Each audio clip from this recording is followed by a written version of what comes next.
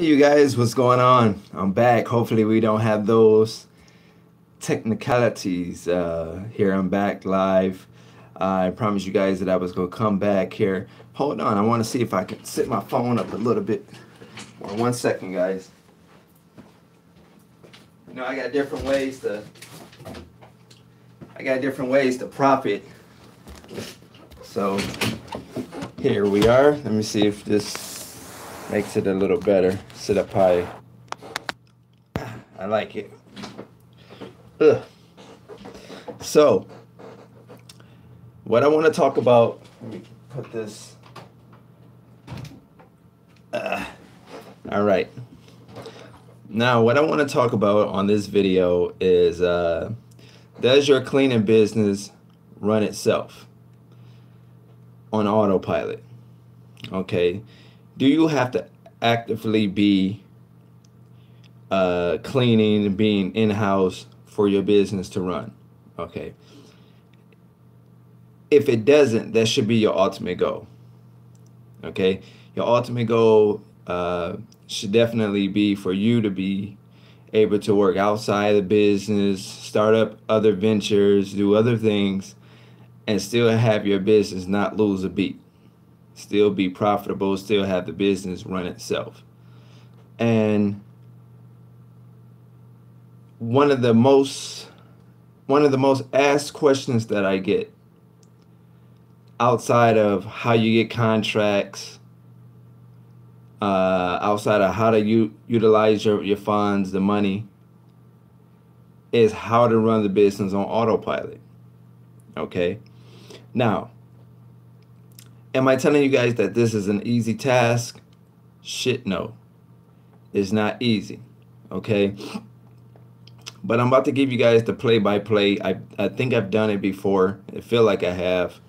But I'm going to do it again. I'm going to tell you how to systematically set it up where it can run itself. Because here's the thing. I'm assuming the reason we start our business. 1 second, guys.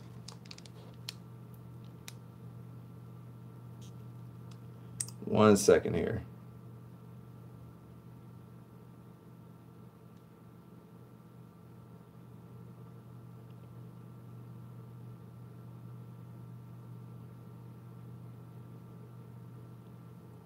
Okay.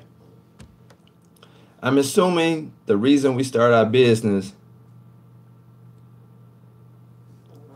I'm sorry guys, I got sidetracked. I'm assuming the reason we start our business is because we want freedom, right? We want to spend more time with family. We want to do what we want to do when we want to do it. We want to have options without people, telling us what to do and when to do it and how to do it, things of that sort. And your ultimate goal for your business should be for it to run on autopilot, run by itself, whereas you don't need to be there. And that's whether it's a local situation or whether you expecting to switch states or switch countries or whatever the case is. Okay, real entrepreneurs spend more time building their businesses than they do like working in the business. Like once they build it up and they have people in place, at that point they're pretty much done. Entrepreneurs are boring people. And what I mean by boring people, I don't mean just their life is boring. I mean, once they start up something, generally speaking, and I'm not saying every entrepreneur, but many entrepreneurs, once they start up something, they kind of get bored with that, right? So they want to start up another venture. They want to do something else, right? Because they already feel like in their mind they perfected this particular situation that they've already started. Okay, so I'm gonna give you guys again my systematic way on doing it on autopilot. Like I said, I feel like I spoke about this before, but I'm gonna speak about it again because I know people want to have spare time. I know people want to do other things outside of just cleaning. Here's the thing. Hire, well, I should say, hire, train, hire, train. Like you have to have a blessed training system. Like, and the only way for you to do that is what I feel, to train yourself first. Be thorough. Train yourself first. when you go to do those walkthroughs, when you start on your first day, you're in training at this point. At least this is the way I look at it. And I'm just giving it from my perspective, guys. There's other people on the YouTube that might have a different way to run things on autopilot. I'm gonna take as long as it take on this video, answer any questions that you guys might have about running it on autopilot, about hiring, dealing with firing. I'm gonna answer all of those questions because it's an art to it, but it's not easy. I'm gonna say that again. It's an art to it, but it's not easy. Putting people in place could be like one of the most difficult things like in the world. Like putting people in position, putting people in place to do certain things for you can be very, very difficult because you have to relinquish a little bit of yourself for that to happen. Whether you outsourcing a job, whether you overseeing what they do, like it's not easy to get a new contract, get a new account, and then have to train a total stranger in this building, right? Because you don't know how they're going to act in that building. But again, you have to jump out there on faith. Now, when people ask me that, Fabio, how do you, hire people? How do you deal with people, like hire and put them in position? How do you do that? The thing is that people, to be honest, man, and point blank, people are money motivated. People are money motivated. Okay, in order for you to have somebody reliable, you have to be willing to pay them.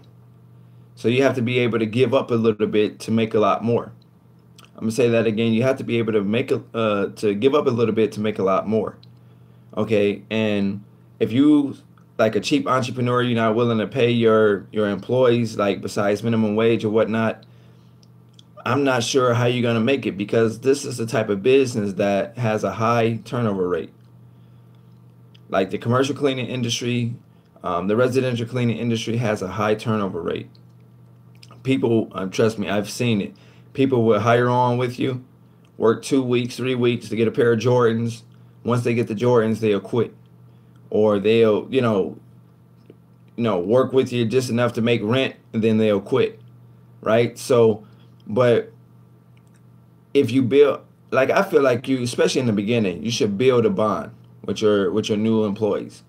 Not so bondy where they know all your personal business, they know all your business, your business, the way your business move. Not take them out every weekend and you call them up and ask them if they want to drink. Not that type of bond. Okay, you don't want to be too personable with them, but you do want to be personable with them, right? You want them to trust you and you want to be able to trust them. Like for an example, I have a lot of people that work for me, right, between Ohio, Georgia, Michigan. Ohio, Georgia, Michigan. I have a lot of people that work for me. And it's certain people that have my number and there's certain people that don't have my number. And here's the thing, like I have to have some certified snitches. Like I have to have people, like there's people that work for me that if my field supervisors and people that I have overlooking them, if they're doing something wrong, I actually have just crew members, right? Where they can access me. Whereas like my main supervisors, people that think that other people don't have access to me, they actually have access to me. Because I want to know like what's going on. I'm not in Georgia, right? I'm not in Ohio. And even in Michigan, I operate in other parts. You got Ben Harbor, Michigan. You got Pontiac. You got other parts. Hey, how's it going, Miss B? You got other parts of Michigan, right? That I operate. We got Saginaw. We got Flint. I'm in both of those areas, right? So, but I'm not there every single day. Okay? I'm not there every single day. So I do have to trust my supervisors, but I also have like my crew to kind of look out for me too, like to make sure that the supervisors is doing what they're supposed to do. Because there's only so much that I can ask a contact person. For an example, I check on business every quarter. You guys hear me say that often. And when I mean check on business, I mean I list all my contracts, right? We have a database, all my contracts, what we still have, the contracts that we lost, everything. Like I keep a list of all my contracts, period, right? all I care about is the numbers.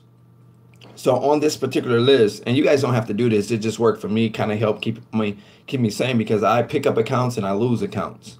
Okay, so I need to know what's going on in Georgia. I need to know what's going on in Ohio, Michigan, etc. Right? So I keep a list of accounts, and then so like line one, it might say ABC Dental, and then the monthly price. Right? 123 Chiropractor, and then the monthly price. So I have all of those figures because, again, I only care about numbers. Like, I'm steady picking up contracts that I don't like. If you ask me how much certain contracts pay, I probably can't give it to you from the top of my head, right? Because, again, it's just so busy. But this all comes with delegation. You have to be able to delegate tasks out. I tell people, I had a, who was it? Was it on my Facebook? No, it must have been on, actually, I think it was one of my subscribers. I told them that they might have to hire themselves a personal assistant, right? They might have to hire themselves a personal assistant, because what'll happen is, like, especially when you got other things going on, you need somebody close to you to be able to do certain things for you that you wouldn't ordinarily be able to do, okay, because of your schedule, because of what you got going on. So don't be afraid as you guys grow. The cool thing about a personal assistant, you can actually start with a personal assistant, train him or her to do these accounts, right? And then you pay them extra to actually work in the business, right? If you get a good personal assistant, they will take you a long way. They would, but you have to be able to pay them. You have to be able to pay them, okay? You have to make it worth their while. And if money is a factor, like for most of us, money is a factor. Like in the very, very beginning, when I first hired my employees early on, when I first hired, before I started getting to the $5,000 check mark, right? Because I kind of slipped there and I started losing employees. But up until then, again, I had a great relationship with my employees. As long as you build that relationship and you see that they like working for you, they don't call off, you're not having any major problems. For the longest, I had 2 or 3 people working for me, and I was having like maybe 6, 7, 8, 9 accounts. Like, I was picking up accounts, but I was afraid to keep hiring people, right? Because I got so accustomed to the 2 people or 3 people that I had that I didn't really want to hire no more people. I wanted to grow my business, but I didn't really want to hire no new people, right? Because I was so accustomed to the people that I had. That's a great feeling to have. But ultimately, you're still going to have to hire more people as you get bigger. Obviously, you're going to have to hire more people. Okay, so let's talk about the specifics. I'm going to take you back to 2012 when I first started. When I first started my cleaning business, I was the only employee. I was everything, right? Like, I was the accountant. I had to do all the duties. As you are probably going through now. You guys are probably doing the same thing now. Now, when I hired my first employee, I was already trained in these specific accounts, right? So it was me and one other person, and what we would do is, if I was working building A, they was working building B, right? If they had a problem, again, they had my contact number. They could say, "Hey, Fabio, can you come over here? I'm having a problem with this," or "Can you, what do I need to do on this, or what do I need to do there?" Right? So what I did was utilize that person, cross-train that person with different accounts. So if I was working at account A and it was working at account B, then there will be days that I have them work at account A and I work at account B. Right? Now, this is only when I had one person. It was just me and them, and we were doing all of the accounts. First, it started off with me, because what I was doing in the beginning, like I said on many other videos, is that I will work 30 days in, up to 60 days in. Okay, usually it was about 30 days. And then I'll put a body in there, because it don't take me that long to learn a facility. Like, once I'm fully trained and I know what to do, then I'm able to fully train somebody else, if that makes sense to you guys. What we're talking about, if you're just joining me, I want you to go ahead and like, share, and subscribe. What we're talking about is setting your business up, to run itself and run on autopilot. Okay. Again, I'm gonna take as much time as possible to explain this to you guys because I really want you guys to get it. It's really gonna boil down again to the way you are as an entrepreneur and how you delegate work and how you govern people. How you delegate your work and how you govern people. Okay. Again, like I said in the earlier video, we are in the people business. You're going to be dealing with contractors, vendors, your clients, your employees. You're going to be dealing with people. So you might as well get yourself in that mind frame. Get yourself in that mind frame. Okay. So back to this, to my employees, it was me and another person. So as I will work, what I would do is I will work during the day trying to pick up new contracts, right? I would be going door to door, making the phone calls, sending the mailings, the faxes, whatever the case is, right? In the day, I would be trying to pick up new contracts. In the evening, about 5-ish, 6-ish, what I would do is come to my existing contracts, right? That need to be cleaned after hours. By 5 o'clock or 6 o'clock, those buildings were closed, right? I would have a key and a code.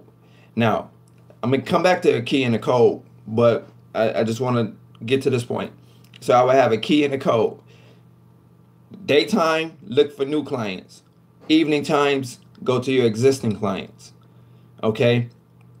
I hire someone, I never give them the key and the code. I never give them the key and the code because initially I had to build up trust with them. Okay, if that makes sense. I have to build up trust with them before I relinquish a key and a code. Okay, now what is the key and the code? That's basically when they give you like, no, they either give you a key, physical key, or you get like a key card. Most places like this, everything is electronically done, right? So you get a key card, which is what this is.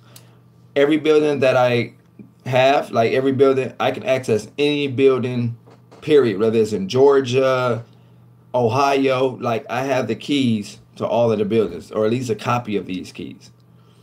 Now, when I relinquish access to a building, I will give it to a field supervisor, not an employee. For you to be a field supervisor of mine, I have to trust you immensely. Like, I'm not going to give every employee a key, right? But you, at some point, you're going to grow, you're going to become bigger, and you're going to have to relinquish that power, right? So you're going to have to give that up. You do make sure you let the client know that that's what you're doing, okay? Because see, in the beginning, what happened is, and it could be difficult building your system. What happened is that a lot of people that you start cleaning for in the beginning, they get used to you and accustomed to you, not only as the employee of your own company, but because they know you the boss, you call the shots, they just get used to you and want you. At some point, you have to grow that business. You have to put a body in there. So I've had times where people would be like, well, Fabio, I would just prefer you to be the cleaner here. Like, I don't want you to hire, I don't want you to put an employee here. I would prefer you to be the cleaner here. But again, my business was growing. So what do? You caught between a rock and a hard place. You either are going to let that account go or have to find a way to negotiate to put a body in there. Okay? So what we're talking about, if you're just joining me, is setting your company up. I'm starting from the basics, you guys. And I'm just keeping it local right now, right? I'm not even talking about running it outside of your town or your city. Training your employees, like I said, training your employees is the big part of running it on autopilot. And delegation. Training your employees and delegation. This is what I need to hear. Okay, great.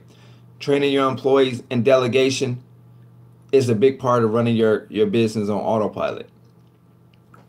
Okay, so if you're taking notes, take it like this. Put number 1, work in 30 to 60 days. Right? If you're writing this down, I'm giving you guys my structure. Number 1, work in facility 30 to 60 days, or put work in, or whatever it is that where you will understand it. So put work in facility 30 to 60 days. That's you. Okay? Or you could put me or I or whatever. Work in the facility 30 to 60 days. Number two, hire and train thoroughly. Hire and train thoroughly. It's not about how many employees that you have working for you that matters, right? It's the quality of employee that you have that matters. It's not about how many people you have. Excuse me, how many people you have. It's about the quality of people that you have. Okay, so in the very beginning, like if you knew and you had 2 accounts, 3 accounts, 4 accounts, 5 accounts, you might be able to hire one person, offer them more money, and pay them more money to work other accounts. Okay, or you guys swap off. So if you got 6 accounts, you assign yourself 3, and then you assign 3 to that other party. Okay, all along, what you don't know, what you don't know you're doing all along, you're building your system, right? You're building it on autopilot. Like you're getting that trust level with them, because once you're able to trust them, you can eventually bump that person up. I hope this makes sense, guys. Well, Fabio, what do you mean bump them up? You can make that person, like once you have that one person that's dedicated to your business, they don't call off, they like working for you, they're dedicated to your business, you can bump that person up to what we call a field supervisor, or whatever term you want to call it. Supervisor, whatever, okay? You can bump that person up to a supervisor, and then you hire someone else. Meanwhile, they have been cross-trained on all of the facilities. Okay, so if you needed them to work for you or to clean a facility, they could, because remember, that was your first employee or your first 2 employees. You train them thoroughly. You send them to different buildings, right? Allow them to make more money. Okay, because again, you got to pay them, right? So if you a cheapskate and you only want to pay them for one building, okay, well, they may not make a lot of money just cleaning one building for 4 hours. But if you can get them to clean 1, 2, 3, 4 buildings for you through the course of the week, they can really make a lot of money with you. Obviously, like I said at the top of this video, people are money motivated, right? People are money motivated. But you're going to find this out in the interview. When you get to interviewing, there's certain things you want to ask them. Why would you want to work? Why do you want to work for us? Are you looking for long-term employment or short-term employment? Like, these are some of the things you want to ask them. You want to figure this out early on, because this will kind of give you a little hint on what you're dealing with. Have you ever worked cleaning before? If so, what company have you worked for? If I was to give them a call, will they speak highly of your work ethic? Why did you get fired, or why did you quit? Certain things like this, things will go off in your head because you would know what motivates them. So if you say, why did you get fired, or why did you quit? And if they say, well, I got fired because I had a rude supervisor, then you know, okay, well, how you need to deal with them. You respect them, they respect you, right? Again, it's how you deal with people. We in the people business. If you say, well, you know, why did you get fired, or whatever, you listen to that, right? Why did you quit? You listen to that, right? And then you utilize that. You take notes down as you interview them. You make little notes as you interview them, because all of this stuff is going to be detrimental to your business. I swear to God, all of this stuff is going to be detrimental to your business. We're talking about hiring employees, right? Eventually running your business on autopilot. Every single thing is going to come down to employees when running it on autopilot. How is Donald Trump able to do it? How is Bill Gates able to do it? How is the local McDonald's that's a franchise right there on your corner of your block? How is why isn't the owner there? Right? Why isn't the owner there? The owner, why you don't see the owner flipping and saying, welcome to McDonald's, how may I take your order? Why you don't see the actual owner of this particular McDonald's franchise? Why you don't see him in the building? You might have a general manager there, right? Still under the owner. It's just a general manager. And then you have the store crew. You see what I'm saying? So the owner of this particular franchise, this particular section, this particular McDonald's, he has a little district manager, store manager, whatever the case is, right? And the store manager govern who? The crew. The store manager makes the decisions. The store manager make the suggestions, make the schedule. You know, who go on the window, who go on the front, who go on the fries, who go on the such and such, right? Why don't you see the actual owner of this particular franchise? Why don't you see him or her in the building like that? You never see them. That's because, again, they understand what it takes. They understand in order for them to do other ventures, and many, I know McDonald's owners that have, 2 or 3 stores. Like, they don't just have one location. They build one location up and eventually they open another store somewhere else in the city. I actually know McDonald's owners, right? Franchise owners, right? They go to some of these networking ventures that I be speaking about, that I tell you guys to attend, right? So, like I say, they delegate that work out. But the person that was a manager, or that is a manager, was at one point a crew member. Maybe not necessarily a crew member at their store, but they have a significant background. You see what I'm saying? So that's why I say these are questions that you want to ask, you guys. When you're doing your hiring, you want to ask these questions. Why do you want to work for us? Or, what are you looking to gain working with, your company, whatever your company name is? How did you hear about us? You want to ask that, because if they heard about you, let's say through Indeed, then to advertise more in Indeed. You got a good response coming from Indeed. If they heard about you through Monster.com, then to advertise more with Monster.com or whatever, right? Through Facebook or whatever platform, to put more ads up there. Again, I'm still, like I said, I'm taking my time with this video, you guys, because I want you to kind of get the dynamics before I just, talk about doing it in different states. I want you to get the dynamics. The dynamics is, again, it's going to start with you. Train yourself first. If you're jotting this down, you work 30 to 60 days in. Okay, after you train yourself first, then you bring another body in, right? You hire maybe one person, right? Meanwhile, you're still going to be looking for new contracts, right? And then you cross-train this person at these different contracts, right? You allow them to make more money, okay? Because, for an example, let me see, how could I say this? Okay, for an example, let's say you hire Sherry, right? Sherry was your first employee. You cross-trained her, etc., right? And then you hired Douglas. Now Douglas works for you. Okay, Sherry knows something that Douglas don't know, right? Because you might have hired Douglas for account A, but you got account A, you got account B, you got account C, you got account D. Sherry has worked at A, B, C, and D. So let's say in the event that Douglas call off account A, you have a backup with Sherry to help you out with account A, right? Because she was already cross-trained to do A, B, C, D, or whatever. Okay, you want to have people like that. And you can just hire somebody just for call-offs.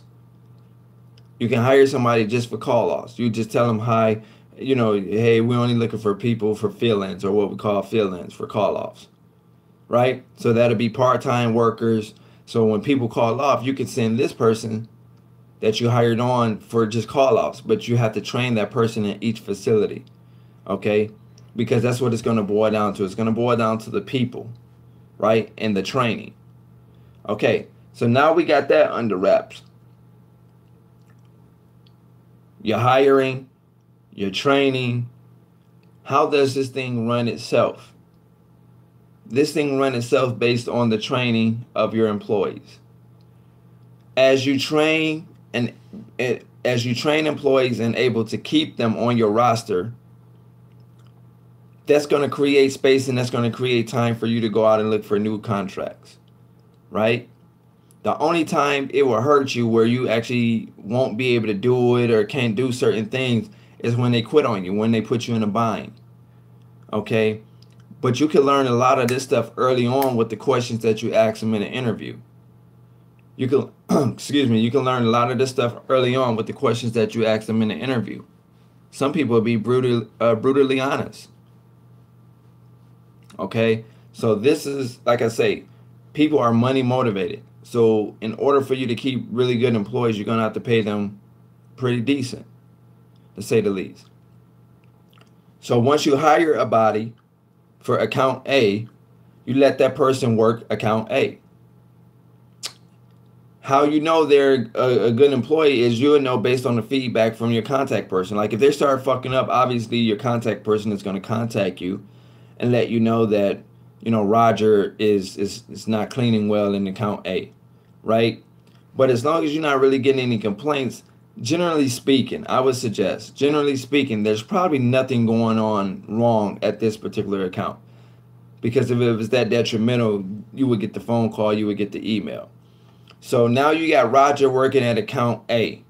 Now you just picked up account B. Again, you're going to do the same thing with account B as you did with account A. You're going to work 30 to 60 days in. Okay, we're not worried about account A now. Follow me, guys. We're not worried about account A. Now we're on account B. Okay, so now you work 30 to 60 days in. You always be advertising. I tell people that all the time. Always be advertising for or hiring, I should say. I should use that word. Always be hiring. Okay, so you should always be accepting applications, even if you don't have any accounts.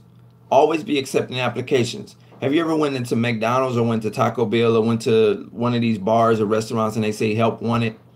And the sign stay in the window, like every time you go there, you see it's always saying you're hiring. You might even put an application in and they may have not even called you back. But when you went back next month, it said hiring. What they're doing is application collecting. That's what they're doing. Application collecting. They don't want to be put in a position where they need to hire somebody, but they don't have enough applications. So they're application collecting. That's what I call it. So you want to do the same thing. If you're running an ad on, you know, Instagram or Facebook or Twitter or Monster, Indeed, Career Builder or whatever, right? You're running an ad, Facebook, you got an ad going. You want to keep that ad going every single day. Every single day. Always be accepting applications. Always be accepting resumes. And just put them in an application or resume folder that you done bought from Staples or something like that, right? Office Depot. Just get a folder, a binder, where all your applications go. So that way, when it's time to hire somebody, you don't be in a panic. I know the feeling of being in a panic and having accounts and having jobs, but you don't have anybody to place, right? Always be interviewing. Again, I'm trying to help you build this thing on an autopilot. This is the way it worked for me, guys. Like I say, it's no right or wrong way to do this cleaning stuff, the cleaning business. It's no right or wrong way to do it. It worked for me. So I'm just sharing what worked for me and what's continuing to work for me. Okay, so when they put in applications, you do want to contact some people because you want to have a generalization in your head about Mark, about Sherry, about Scotty, about Amanda, whoever, right? You want to at least sit down and talk to these people and see where their mind frame is, opposed to just taking a dare with somebody just because now you have this new account. So let's go back to, okay, we got account A out the way. Account B, you work 30 days in. Now you go to your applications because remember, you was always hiring. You was always accepting applications. Now you just go to those applications, and if you interview these people, like I suggest that you do early on, before you even have accounts, you just interview, you know, random people. Just interview them, get a feel for them. Because that way in your head, you already know who you're going to put in account B based on these interviews you did early on. If I lost you guys, let me know I lost you guys, because like I said, I'm taking my time with it because I want to help you build this thing on autopilot. This is how I was able to do it. So again, we got somebody in account A, right? They're working, you have no complaints. You know, you check on them maybe once a week or twice out of the week initially, whatever. They're able to access you if they have any questions. So we got account A situated. Now account B, we in account B. Again, so you don't work 30 days in here, you done trained yourself fully, okay? And the cool thing is about working 30 to 60 days in, guess what? You don't have to pay nobody for this 30 to 60 days, right? You get to keep that revenue, get to stay in the bank. You don't have to pay nobody out because you didn't have a body in there. You worked that yourself, right? So now we put a body in there, okay? So now you got A that has a body, and you got B that has a body. Okay, and then you do the same thing. All alone, like I say, you should, even though you're working these accounts in the evening. Mind you, let's keep that in mind. You're working these accounts in the evening, so you should always be soliciting for new accounts in the daytime. That's what I would suggest. That's how I did it. Like I was soliciting in the daytime for my new contracts, right? I will go door to door and make my calls. I hope you guys follow me because I'm trying to tell you how to build this thing. I would go, door to door, or, make my calls and stuff in the daytime.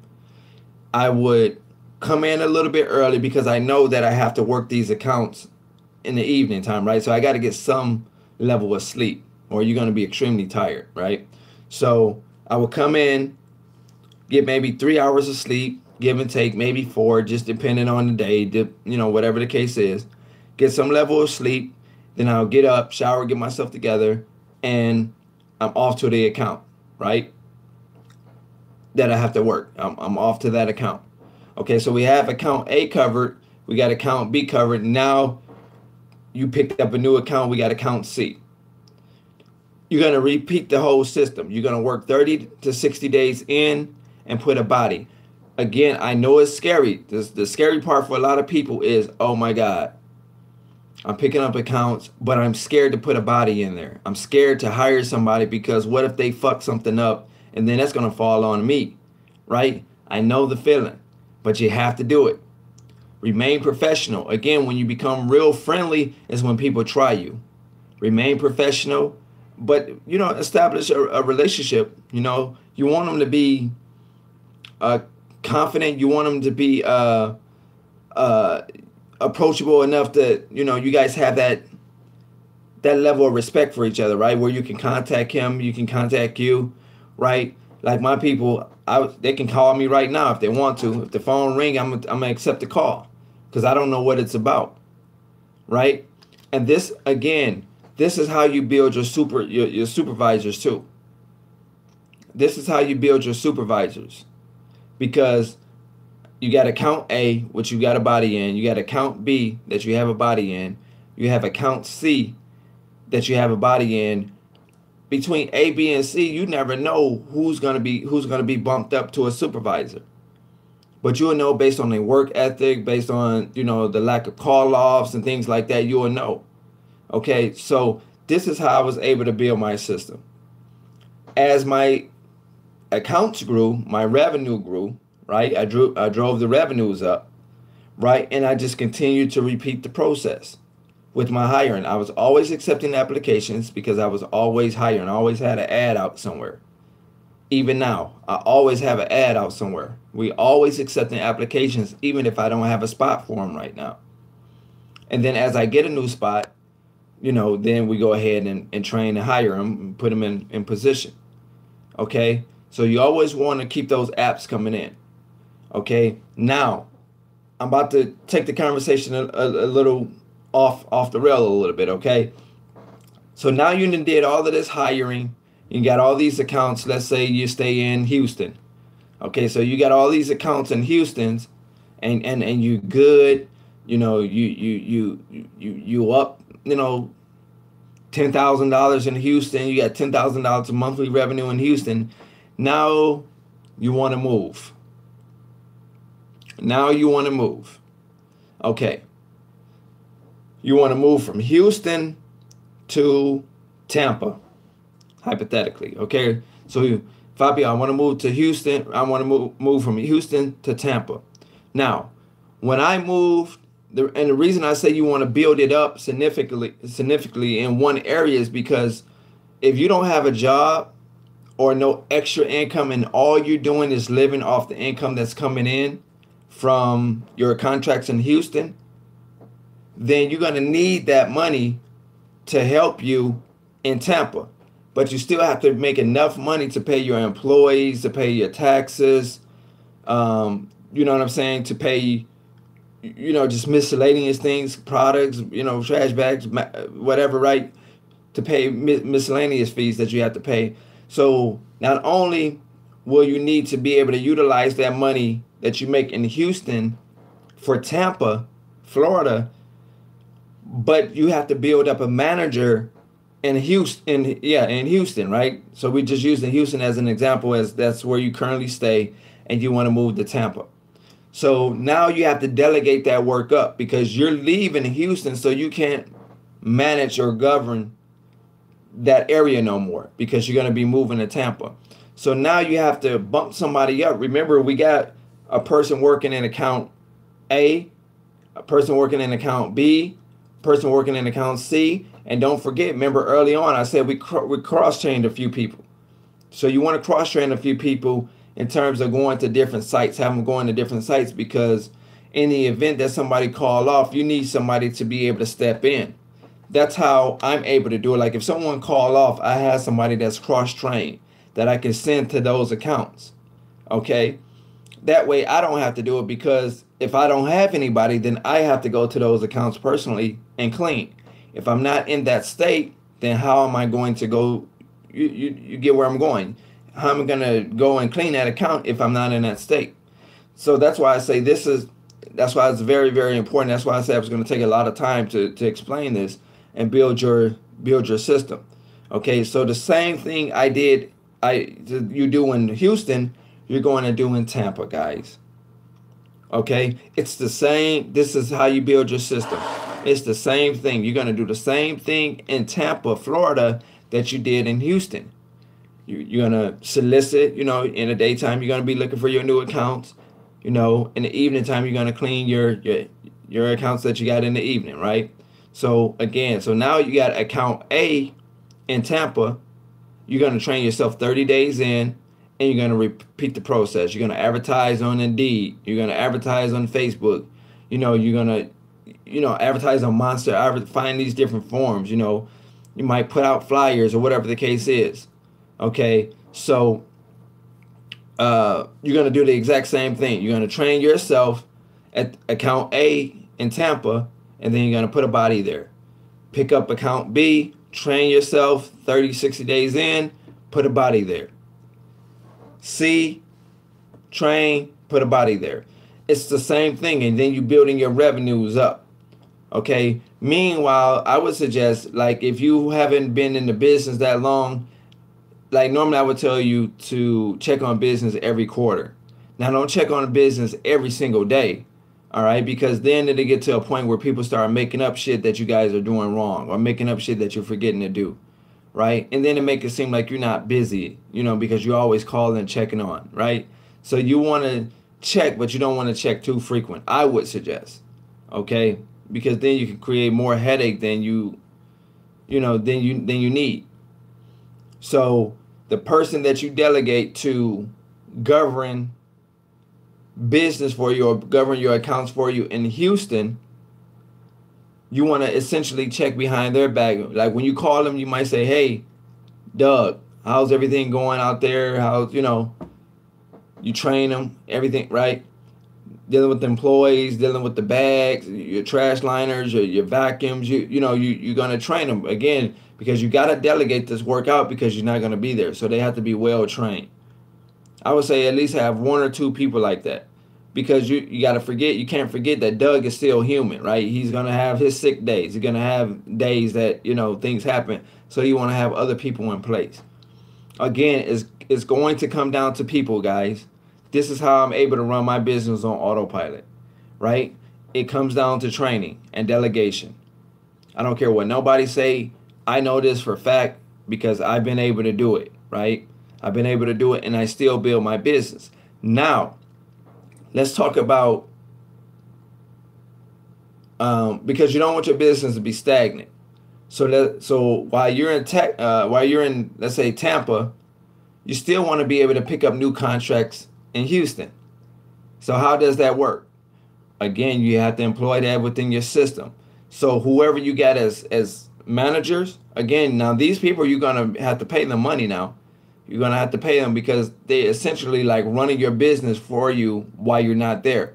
Much like how a McDonald manager kind of govern and run the business, run this particular store while the owner is not there.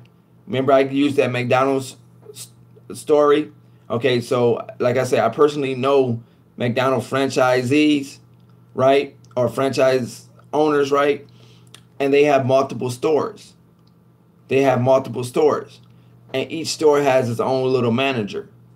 Again, that's because the owner, delegate that work out, whether she or he hired somebody who had managerial experience, or whether they had a crew member that they bumped up to a manager to be able to govern why the owner isn't there. I hope this makes sense to you guys, right? So it works the same way. It works the same way. So you want to have at least one or two people in Houston doing that. They're your field supervisors, right? You want to have them check on accounts, check on the liners, make sure the payroll is turned in, etc., etc. Okay, this is building your system. Same thing you're gonna do in Tampa. You're gonna do the exact same thing. Okay, because see, the business can't be stagnant. The business still have to grow. So you have to be able to train people to do what you used to do. So whatever you used to do in Houston, you have to be able to train or delegate that work out to train someone to be able to go door knocking. Okay? To be able to solicit new business, to be able to make those phone calls on your behalf.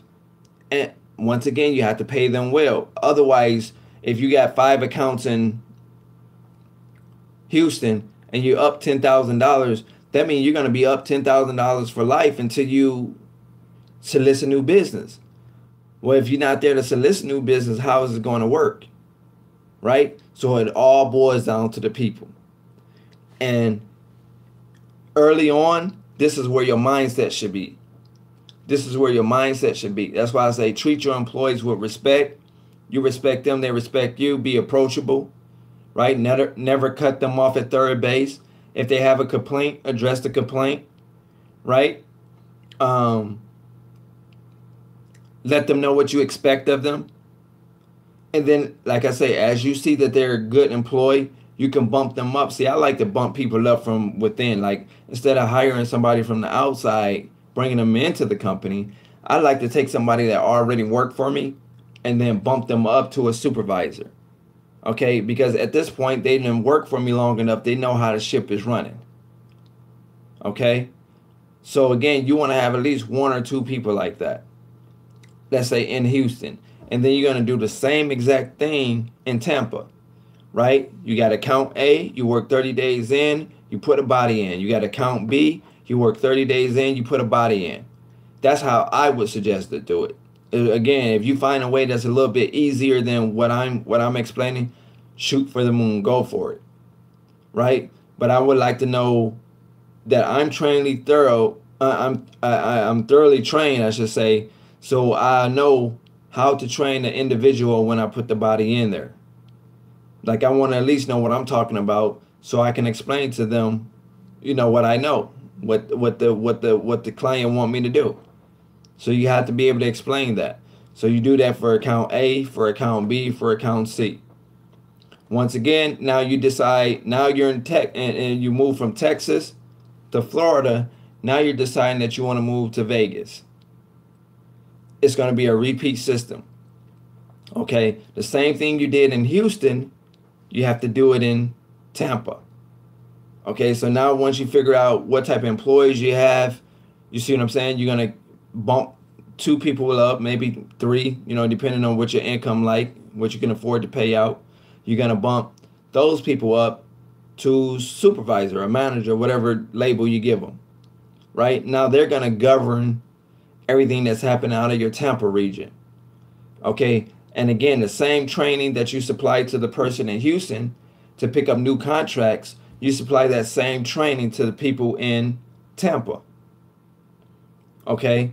You delegate them. They overlook the employees. They overlook, make sure you got enough liners and make the orders for that and all of that. And then you have a person that's going to be able to go door to door. Like that, whoever you train, they can do that. If you train them well, they follow directions. That's why I say you want to have that relationship with them where you can call, check on things, where they can call you if they have a question. Like my people that work for me in Georgia, they can call me. Like I have a few crew members that can call me, but I have my supervisors that really, that I really depend upon, right? Because they govern everything when I'm not there. Same thing for Ohio and Toledo, right? I have my supervisors govern everything, right? I have a few crew members that is able to call me, right? Because this is kind of like your way of making sure that your supervisors is on their P's and Q's, right? Because the crew member lets you know, like if you have maybe one or two people that working on the crew that's able to contact you, they can kind of keep you abreast to if your leader, your actual supervisor is doing what he or she's supposed to be doing.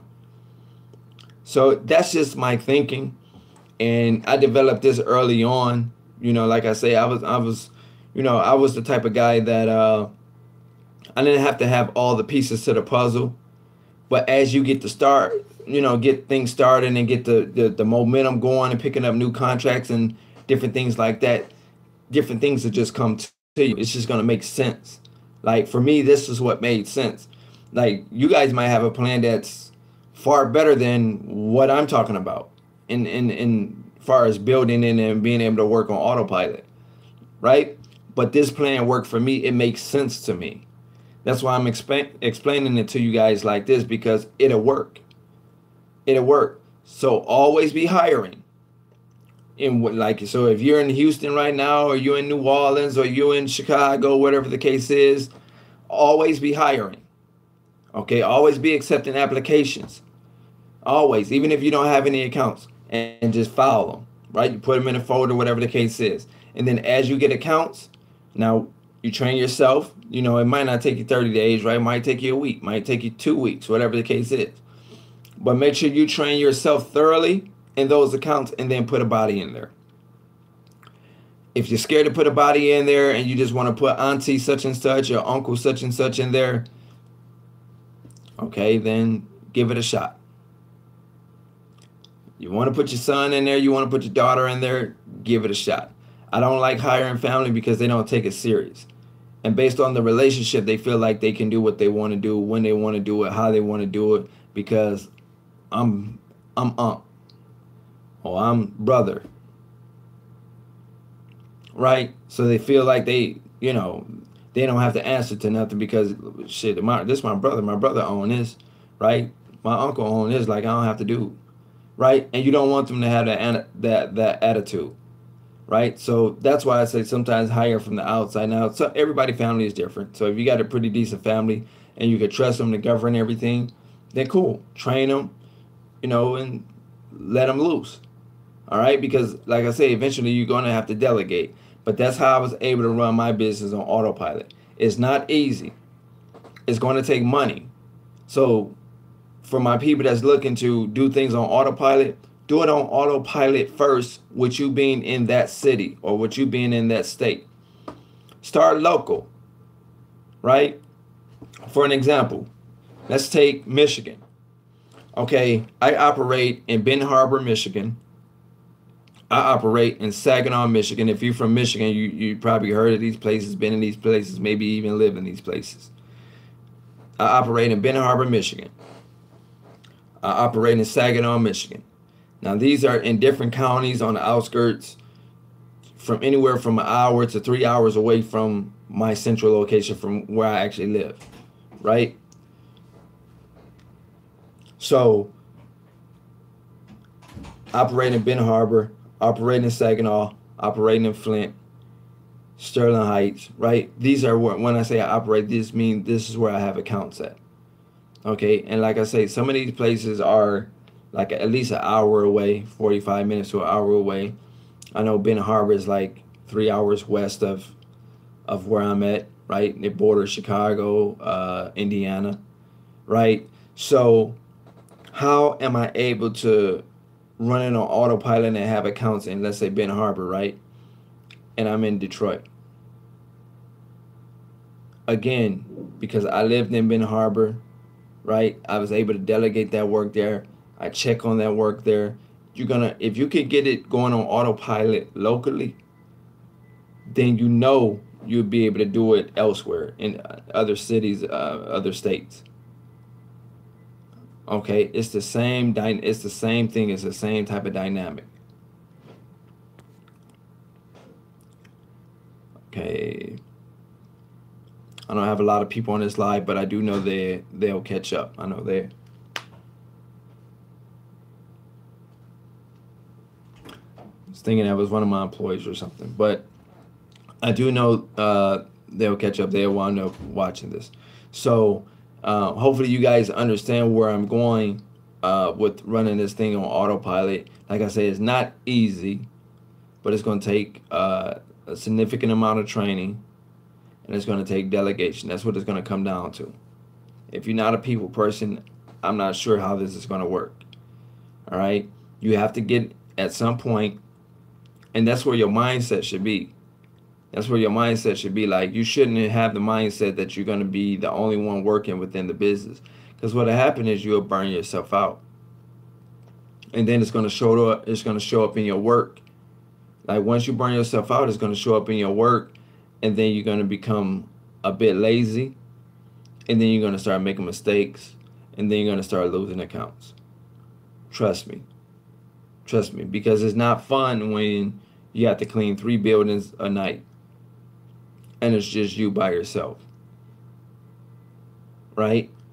So it's just you by yourself. You got to clean 3 buildings a night. You get home at like 3 o'clock, 4 o'clock in the morning. You're tired. You go to sleep. You still have to get up. And then, as I say, solicit for new business, right? It's tough. It's tough.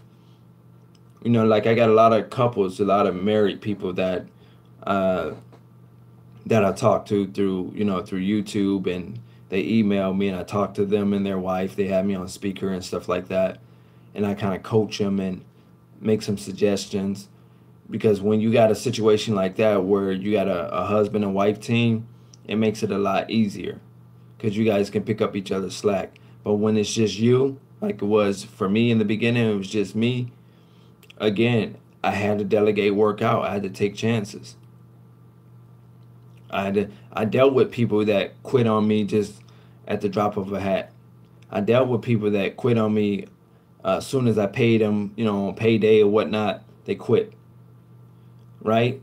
So I was trying to figure this thing out, like, what the hell? But it just made me, amplify my training. It made me kind of just look at every individual individually. It made me look at every individual individually. I had to see why they wanted to work for me. What made them put in the application? What made them submit their resume? What are they trying to gain working for me? Right? These are little questions that I asked. I gave different scenarios too, just because I want to see their thinking. I want to see how they think. And based on that is when I made a decision if I was going to hire them or not. See, I'm the type I interview a lot of people. And so I can interview like 10 people. Spend my days interviewing, like just interviewing. But based on that interview, I kind of got an idea of who I will hire. So I just make a little notation once they leave, make a little notation on the application. So then when I go to look through applications to decide who I'm going to hire, I say, oh, you know what? Melissa, she stood out. I remember talking to her. I made a little note on her application. What I liked about her, why I feel she'd be a good fit for the team. Right? Well, why I'm not hiring Darcy? Right? I make a little note. Why I'm not going to hire her?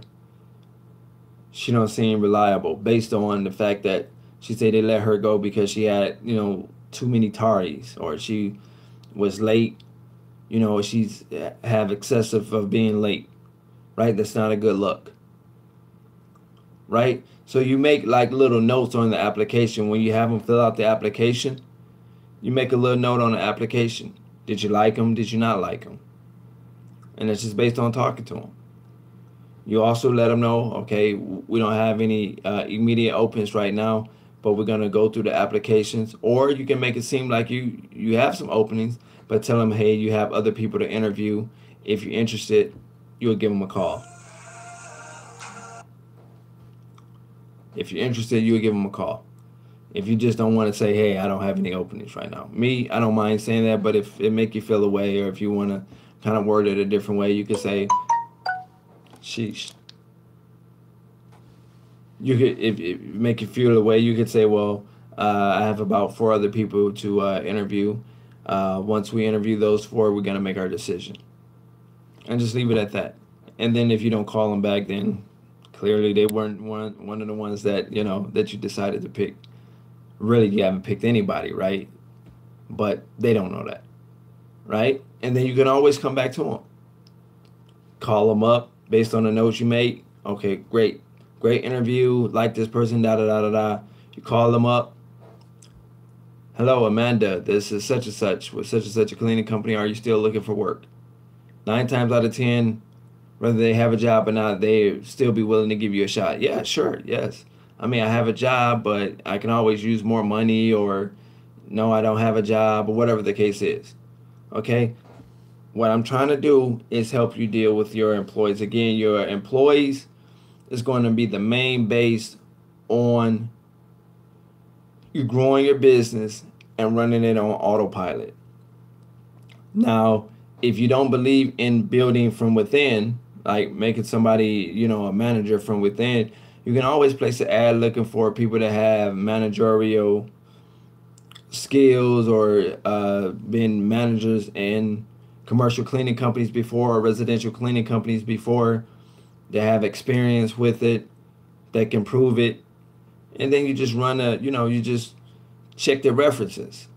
See if they were a good employee, what that employer liked about them. Ask a few questions about them. And then you can hire them from the outside and bring them in.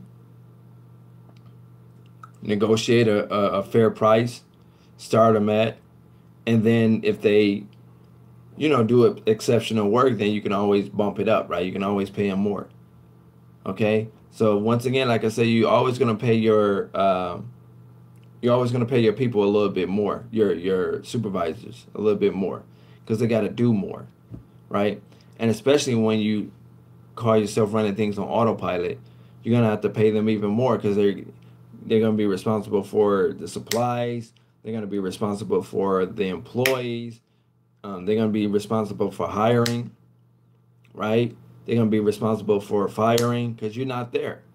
They're gonna be responsible for payroll, collecting it and submitting it in to you, right? Now, however you decide to deal with that, I wouldn't let them handle the payroll.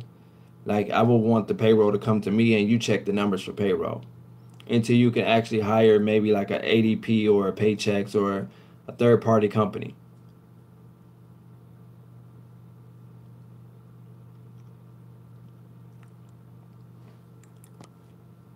Kevin, he said, how do you go about giving them the key to the building when you're the only one that have the key? If they do a no call, no show, then what? Well, you have a copy of the key. You wouldn't give them your original key. You don't tell them that, but you can have a copy of the key. Now, if you got something like this, like a key card, most companies won't give multiple. Well, it depends on the company, because I got certain companies where a lot of everybody that work there, like with this company, right? This company that I'm at, all of my employees have these key cards. Okay? All my employees have these key cards, including me, obviously. So I can come and check on them at any time. Okay, everything with key cards, they're computer generated. Okay, so with this company, with the exception of my Mastercard, right? Like I can leave and come back at like any given time. I have done that just to check, double check things, right? But with my employee key cards, it shuts off at a certain time, and then it's reactivated at a certain time. It's all computer generated. So at a certain time, if they left something here, it'll just be here, because if they come back, their key card won't work. But in the event that you are the master key holder, like you have the key card, then it's two things that you might have to do. You might have to allow like a supervisor to use your key card to check on these different buildings. Like if you got a supervisor, if you don't have a supervisor, then you have to be the one to access that building. Now, if you're working this thing on autopilot, let's say you moved out of Michigan and you moved to Ohio, right? Then you have to relinquish that power over. But you're going to give it to a supervisor. That's why I said you want to build the business up first. You want to give it to somebody that you've been working with for a minute, that you got mad respect for, that you know will show up, that's got a great track record with your company, and that's who you're going to give the key card to. Okay? Now, before you give the key card to that person, you're going to let your contact person know. Okay? Well, I'm moving states, everything. I do have a supervisor. The supervisor is such and such. They're going to be responsible for governing and making sure everything gets run smoothly here, right? And then you give them the key card. So then they'll be your main like key card holder at that particular place. Hey, how's it going, 84? So hopefully that helped you out, Kevin. If it didn't, let me know, or if I didn't clarify things, let me know, and I'll get it done. But I'm giving you guys how I started my business and how I was able to run it on autopilot. That should be your ultimate goal, not necessarily working within your business. I talked about that earlier too, Kevin, so you might have to play this back when I hop off, because I'm not sure, you might have just came on, but I kind of talked about that early on in the video. Okay, so again, delegation and having the right people on your team is ultimately what would determine if your business ever make it to running on autopilot. Okay, the way you can test your autopilot system is run it within the same state. Because most people say, Fabio, I want to do just like you. I want to live such and such. I want to just build this thing up, and then I want to leave and go to another state and work it there, and eventually, do it all over the U.S. like that, right? I totally understand, but you have to get a system ready in the state that you're in. So if you're in Ohio, you're in Michigan, you're in whatever, right? The way that you can test this autopilot stuff is, like I say, I live just like on the outskirts. I live in the suburb area of Detroit, right? So let's just say, for all intents and purposes, I'm going to just use Detroit. But I have accounts in Benton Harbor, Michigan. I have accounts in Saginaw, Michigan. I have accounts in Flint, Michigan, right? So all of these places, like I say, is in different counties, right? We got, the Berrien County for Benton Harbor. We got Saginaw County for Saginaw. Like you got the Genesee County for Flint, right? So you got these different counties, right? So if you can run it on autopilot within your own space, within your own state, like have different accounts in different areas, then if it works within your own state, all you have to do is duplicate that in another state. Like I explained earlier. See, I stayed in Benton Harbor. So I started business up in, I picked up new contracts in Benton Harbor, right? Pontiac isn't that far from Detroit, so it's nothing for me to solicit. Like, it's nothing for me to just drive up to Pontiac. It's like a 45-minute. It's not even 45, to be honest. It's like, for me, it's take me about 20 minutes, 22 minutes from where I'm at, up 75 to Pontiac, right? It's not far. But if you're talking about Flint, okay, I had an ex-girlfriend in Flint, so I was always in Flint at one point. So I'm going up to visit her. I'm like, shit, okay, cool, right? I'm visiting. I'm like, man, this Flint, I kind of like Flint. Like, yeah, I kind of like the city. All I did, I'm gonna just tell you exactly what I did. I went up to Flint, took the Genesee County book, like you go to like Walmart or some of these stores or whatever, gas stations. I asked them, hey, you guys got a Yellow Pages? And you don't necessarily have to have the actual book, guys, because you can go online and type it in at yellowpages.com. But I took the book, put the book in the back seat of the car, went back home, started calling places in Flint. My ex, if I interview my ex on it, she'll tell you like it's amazing, because there's people in Flint that be like, there's no work here, and I was able to get contracts in Flint. I did the same thing in Saginaw. Got an ex-girlfriend in Saginaw, which is from Flint to Saginaw is not even like about 20 minutes, right? It's not that far from one another. But I'm in Saginaw. I did the same thing. You guys got a phone book in Saginaw? Figured out where the phone book was, got a copy of the phone book in Saginaw. Bam, the latest edition.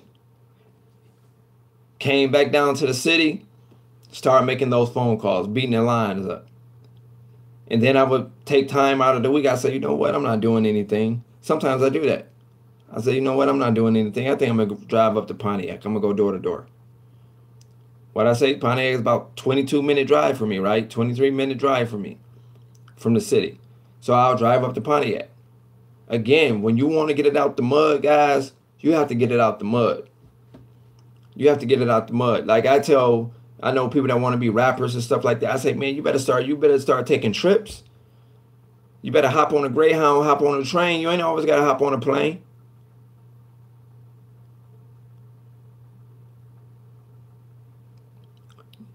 I see you, Kevin. I'm about to come back to you. I see you. Don't go nowhere. But I tell, like I say, my young people, they want to be rappers and stuff. Man, look, you better go. You got to go to different cities and promote yourself. I never been scared. Like before I had the means to, man, I would hop on the train so quick, hop on Amtrak. I got accounts in Battle Creek. I also got an ex in Battle Creek. I know you guys think like he's fucking whore. Like this guy got an ex everywhere, right? But you drop me anywhere, USA, I'm the type of guy that thinks that I can get it popping. Okay? And again, like I say, as long as I have revenue, because see, you have to make enough revenue to sustain yourself in the area in which you're trying to move in. Okay? So let's say, for an example, if you're in Detroit, you live in Detroit, right? And you want to move to Saginaw. You want to move to Saginaw, Michigan. Okay, so you move to Saginaw, Michigan, you need to be making a significant amount in Detroit, because that money is going to have to pay your rent and stuff like that, right? So you have to have a well put together system in Detroit to be able to sustain yourself, because, right, you remember, we just moved to Saginaw. We don't have any accounts in Saginaw yet. We just moved there, so you got to be able to, right, pay your rent, right, make for your deposit for your rent. You got to be able to buy groceries. Right, you got to be able to do certain things, right, to get the living process started in Flint or in Saginaw, right? So you have to be making a significant amount of money in the city. As long as you guys have a few of these on you, or as long as you guys have, I got to be careful here because I don't want nobody. Your debit cards, right? Your visas. You got money in the bank. As long as you got money in the bank, this is going to go with you, right? All you need to be able to do is what? Swipe.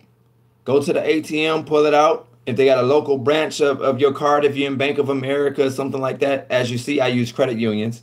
That's the credit union I use. It's called Zills, right? Then you'll be able to pull out these. Once you're able to pull out these, you go ahead and do it. But everything is building on autopilot, you guys. Everything is building on autopilot. You see what I'm saying? So that's what I'm saying. You set up the system locally, you build it up with your employees, right? You bump up from within, right? You bump up from within. You hire somebody, as an employee, and then you bump them up to a supervisor.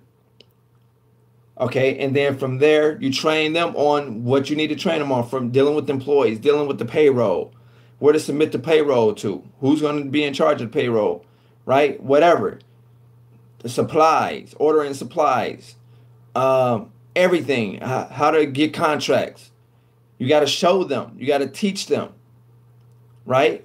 Because again, like I say, if you're making $10,000, let's say in Detroit, and you want to move to Ben Harbor, you want to move to Saginaw, Michigan, then your business in Detroit isn't going to bump up. It's not going to grow. It's going to stay stagnant at 10,000 until you start making money.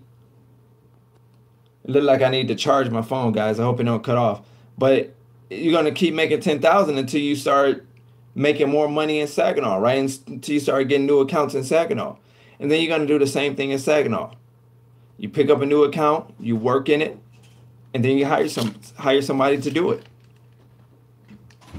One second, guys. Let me get my chargers here.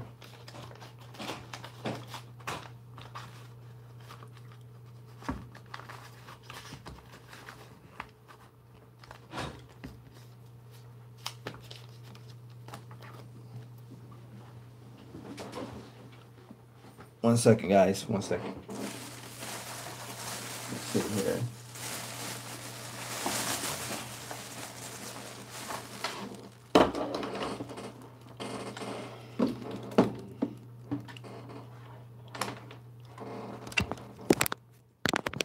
I'm not ready to stop yet.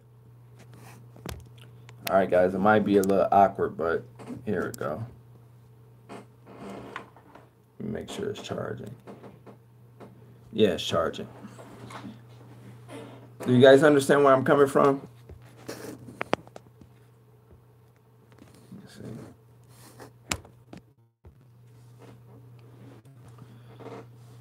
So hopefully you guys understand where I'm coming from. Like I said, man, when you hold on, let me go back to Kevin, see what he said. Kevin said I started my first interviews next week. I'm super nervous and also want to keep all the money, but I'm tired of cleaning. Yeah, I know that feeling. You want to keep all the money, but you're tired of cleaning. Like I say, the only way, see, the thing is, Kev, you're going to make way more money once you start hiring people. See, right now, it seems like you're giving up some, right? Because you're used to making all of the money right now. But you going to put yourself in position and you're going to start making way more money, bud. Way more money. Way more money. And it's going to come a point where you kind of like forgetting about the little money that you're making now. I mean, I'm not saying that it's little, but I'm just saying the money that you're making now compared to the money that you're going to be making is going to be absolutely insane. It's going to be amazing. Right? So, yeah, go ahead and put a body in there. Put a body in there, pay them. Start them off with, a good pay rate, $9, $9.50, $9.75, $10 if you can do it, right? Let's say you do it at $10. Evening cleaning, 4-hour minimum. That's $40 part-time. You see what I'm saying? So again, you just, you got to start somewhere. But again, that $40 wouldn't mean anything to you once you, well, I'm not going to say it wouldn't mean anything, but it'd be a drop in the bucket compared to the money that you're going to make based on the new accounts that you're going to attract, that you're going to get.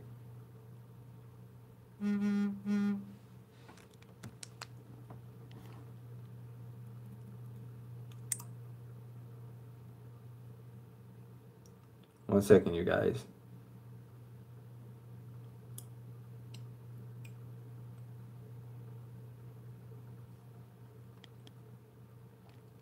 Guys have any questions for me?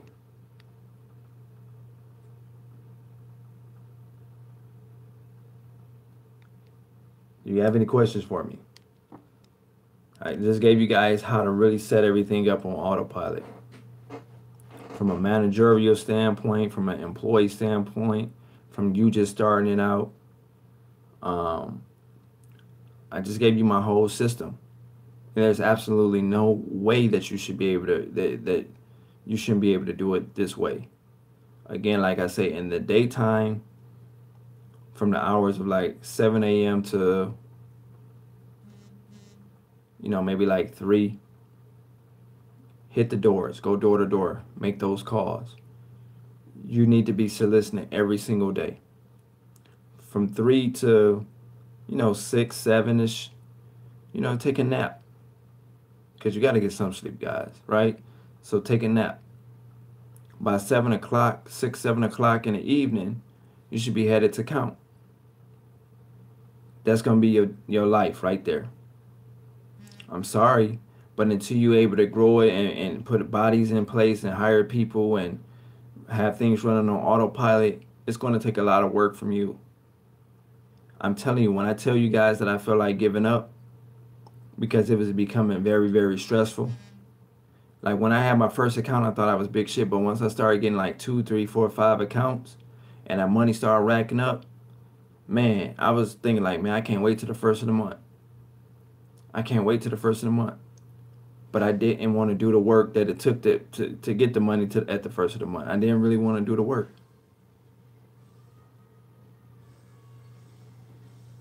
So I'm like, this ain't for me.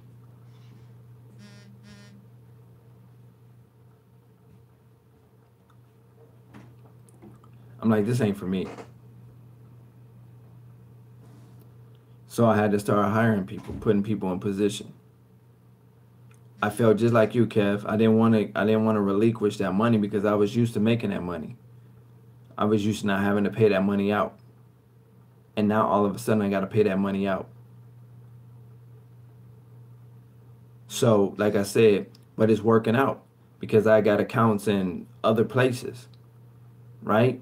It feel good, like, man, it just feels so good where I can just drive to a site, drive to an account, just check on things. Everything is good. I'm not getting no complaints. We got a solid system. I don't know what's going on. My Facebook is doing numbers.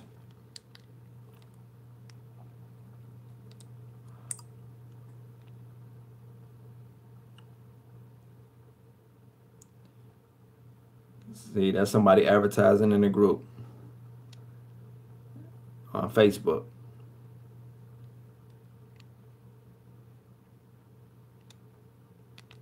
Again, you guys got to be persistent. You guys have any questions? I gave you my whole system. If you guys can't make shit jump, then you're really not trying. You're not. I gave you how to run things on autopilot. If you need to play this back at the end of it, then when I post it, play it back, take notes immensely. That's why I kept repeating myself to make sure you guys got it. Okay? Again, it's not going to be easy. It's going to take work. And it may not pan out the exact way that I'm putting it out. Like you might run into a bump in the road that I didn't run into. You might run into situations that I didn't run into. But overall, you got the logistics as to what can happen, what's going to happen. Right? You got a sense of direction, so to speak. You got a sense, whereas you might not have known how to grow it, now you kind of know how to grow it. Okay? Whereas, like I said, I build from the inside out. You guys might decide to hire from the outside, hire, supervisors. Okay, so when you hire that supervisor, you train them well, you're going to have to pay them decent. I also suggest, if you miss me early on, I also suggest that you guys get you a personal assistant. Damn, that scared the shit out of me. Like, I want to subcontract for carpet cleaning. Is there any specific place that you go to find individuals? Yeah, go to Facebook, Kevin, go to Detroit Sell Everything. Put up an ad looking for carpet cleaning, must have truck mount, must have machines or whatever you put, and post an ad. They actually have carpet cleaning groups in Michigan or in Detroit. Just type it in on Facebook. Man, Facebook helps me out a lot. And then you just do a short background. You know, you check their references. Let them know, hey, can you supply me with 5 references? And then you call those references. You want to check them out, man. You want to make sure that, you know, their company is on the up and up, and they don't have, you know, many complaints. I mean, when when you get find people with complaints that outweigh the positive, that's not a good company. You know, it's like if you buying a book or something, you know, and the book give you bad reviews, you might really want that book, but they have more bad reviews than they have good reviews on Amazon or whatever the case is. You might be prone not to buy that book because it got so many bad reviews, right? So that's the same thing. Like, you want to check the references. If they have more bad references than they have good references, I'm not sure you want to hire them. That don't mean they don't do good. It's just you gambling. You taking a chance.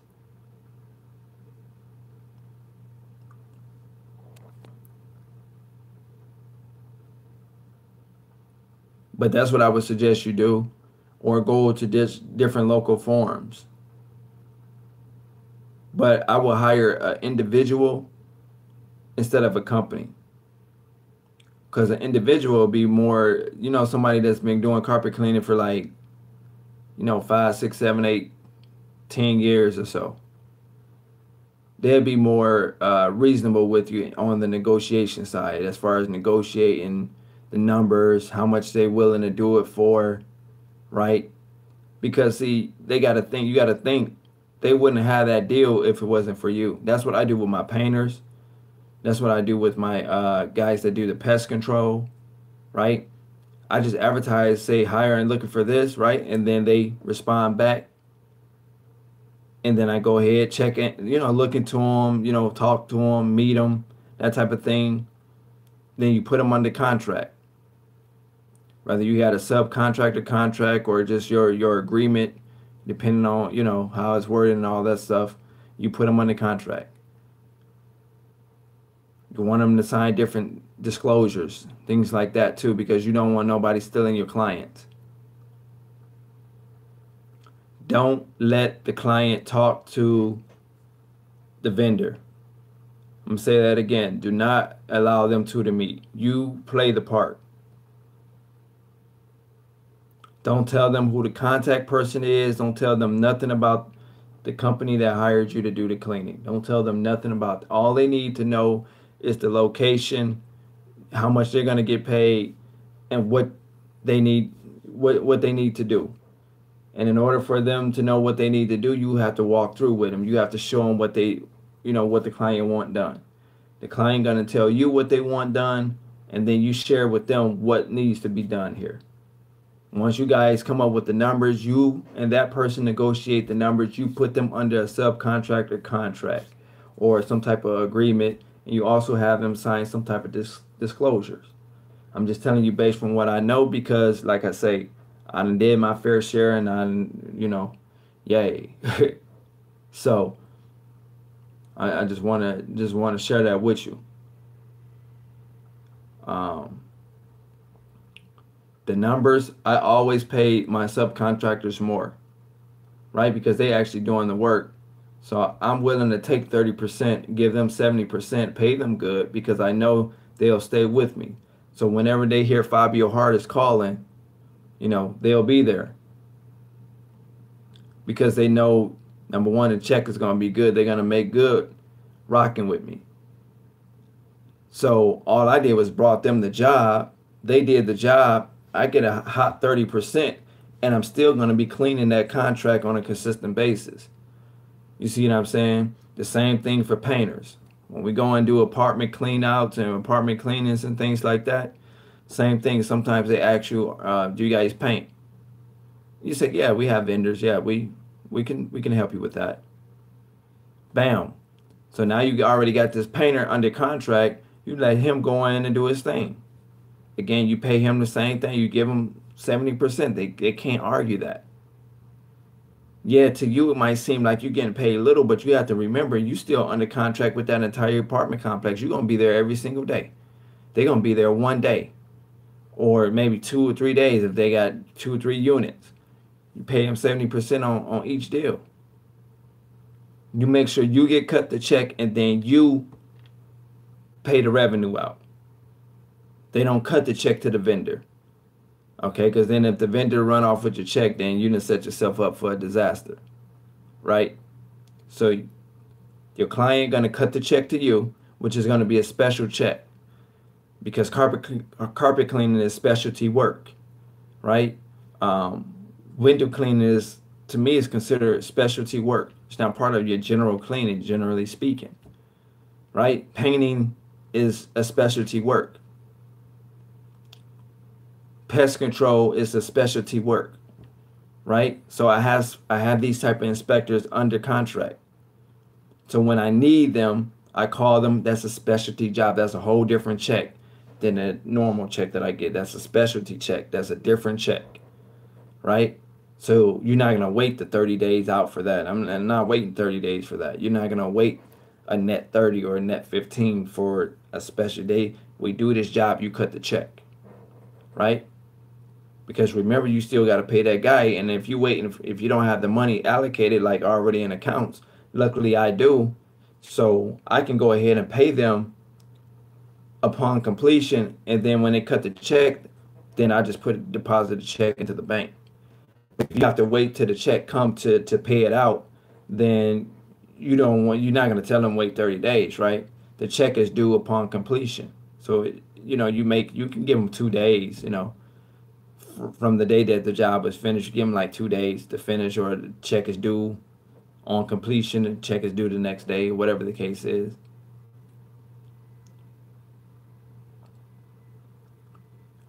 So yeah, that's, again, that's however you want to set it up as your business. But make sure your paperwork tight for your subcontractors. Just because they got a stellar background don't mean they won't shab you. Just because you check their reference, everybody say they do great work and stuff, that don't mean they won't shab you. Don't tell them nothing about the contract, nothing about the account. They don't need to know that. All they need to know is the facility. You got to tell them that because they got to go to the facility to do it. But you tell them the day of, or the general area. Like I might call my contractor. I say, hey, I got a job that need to be done. It's 14 Mile in John R., which is considered, I think, Troy, Madison Heights, something like that.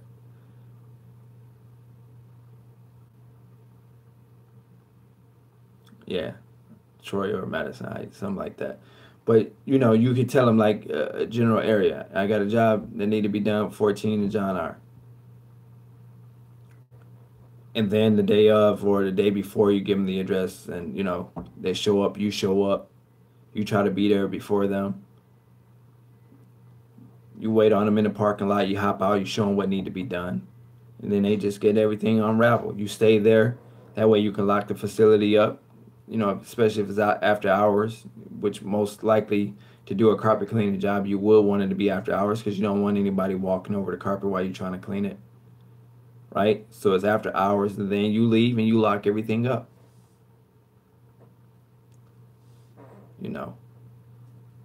So like I say, I know this sound easy, guys, but when you get it, you're gonna have bumps in the road. Like it's not always gonna go as smooth as I'm making it sound. You feel me? Like, so you're gonna have challenges. You're gonna have things, people gonna try you.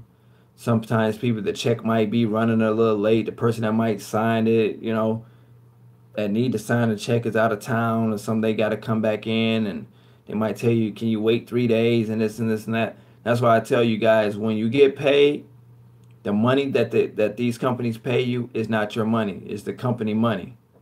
The money that these companies pay you is not your money. You take a percentage of that. In the beginning, I would suggest you put it all back into the business. And then as you need to pay like your car note, then you put a little sum out to pay your car note. But you don't cut yourself I wouldn't suggest you do it. Cut yourself a big check in the very beginning and pay yourself on a salary. You just kind of pay nitpick from it. Like whatever you need, if you need to pay your rent, then, and it's your only means of income, then you got to pull something from it, right? But you need to track and make sure you know where every dollar is going. You got to speak for every dollar, right? So that's what I would suggest. That's why I say you build your revenues up by getting more contracts.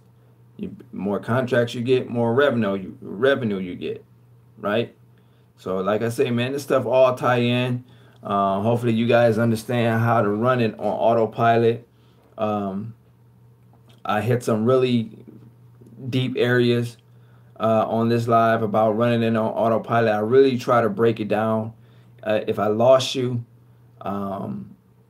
email me, bookfabiohart@gmail.com, bookfabiohart@gmail.com.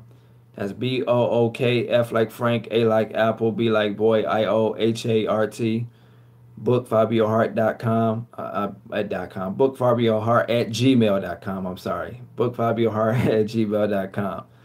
If I lost you guys. But it's very simple. Whatever you do in one place, you're just going to duplicate that in another place. Okay? Like I said, point 1, solicit, get new contracts. Point 2, you work that contract. You train yourself. Point 3, you hire somebody and train them based on what you've already trained yourself, based on what the client wants you to do. Point 4, let them go. Point 5, double back and check on them. Especially in the beginning, you're going to check on them more, right? Because you don't know them. You just want to check and you want to make sure everything is good. Even if you, in the beginning, go on every day, check on your employees. 5, step 6, you lock and code the building. So, for an example, if you got an employee working in the building, they don't have a key card, they don't have the keys or whatever to the building, then at that point, you have to be the one. You have to stay up because you got to go back and close up. You have to lock up. You have to put the alarm on. And sometimes you will. A lot of times you will actually have to put the alarm back on the building. That's what we call a key and a code account. They give you the key, they give you the code, so you have to secure the building upon leaving. So if you got somebody working in the building, that's a cool thing because you can always double check their work before you lock up. Make sure you run through the building and make sure everything is done. If they miss something, hey, you forgot to take the trash, you forgot to do this, you forgot to do that. Before you lock up. That's the cool thing about it. That's a good way that you can double back and track and catch something before they catch it in the morning. Right? Because you're going back to the account, you double checking the work by, you got to lock up anyway. So you just shoot in there, make your rounds around the building, make sure everything is the way it's supposed to be. And then you key it and lock up. I mean, you code the building and you go ahead and lock it up. Okay? So that's what I would suggest. Like I say, until you guys, get the hang of it and you start building your revenues, you start getting new accounts, more accounts, different things like that, then the dynamics will change. Now you're going to start needing like a supervisor or somebody that's trustworthy that you can count upon to work as a supervisor, right? To handle these tasks is to overlook things for you, to be your eyes and ears when you're not around. Okay? Like I say, that type of person I like to build from the inside up. I like to take somebody that already worked for me, that know how I operate, make them a supervisor if they're willing to, to do it. Everybody don't want to be in that position. You offer them some more money, they might not mind. Okay?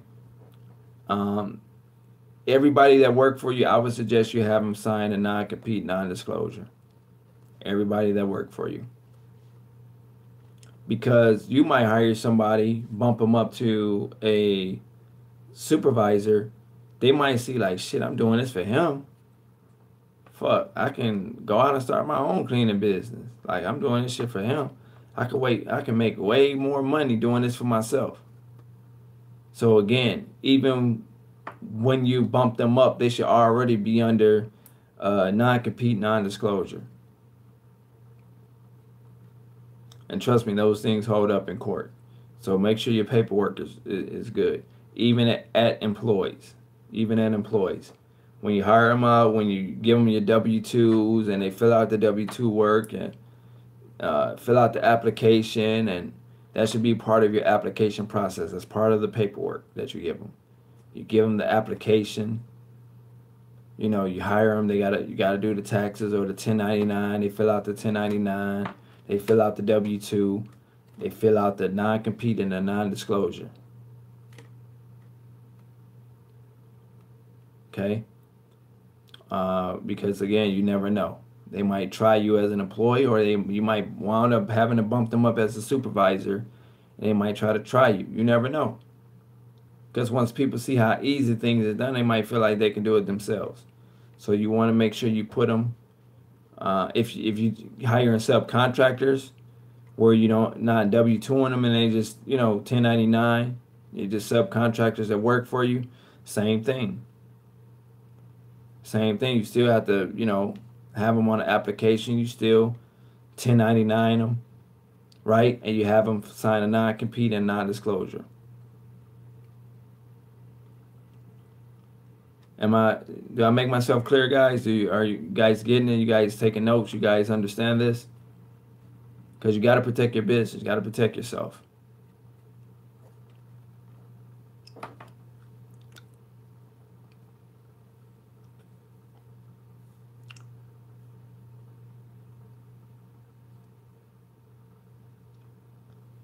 It's 106. You guys have any questions for me? If not, I'll go ahead and wrap it up.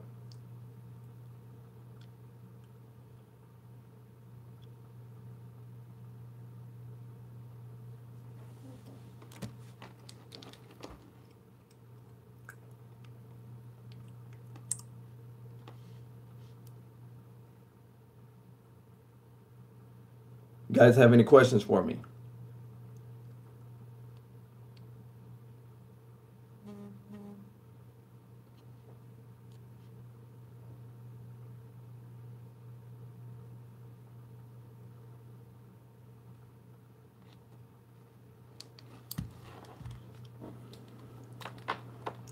I'm here for the questions, guys. If you have any questions for me on this autopilot stuff or just anything in general, I'm here for it. If not, you can always email me at bookfabiohart@gmail.com, bookfabiohart@gmail.com.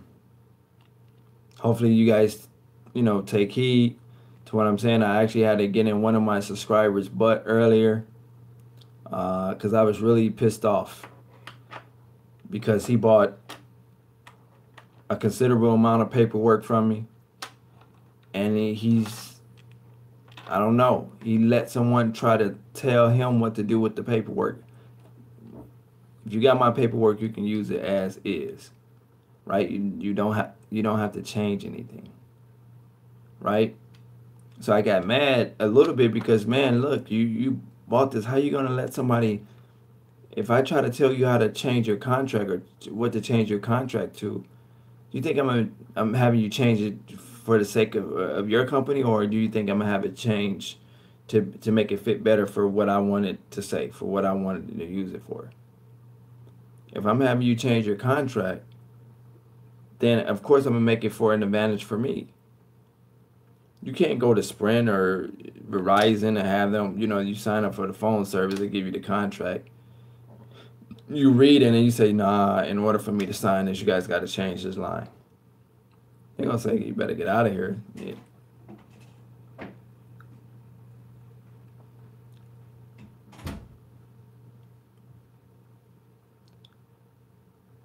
You guys got any questions? Make sure that paperwork is on fleek, the best of your ability. If it's just generic, go ahead and use it, for what, use for what you can use it for, but ultimately update it as soon as you can.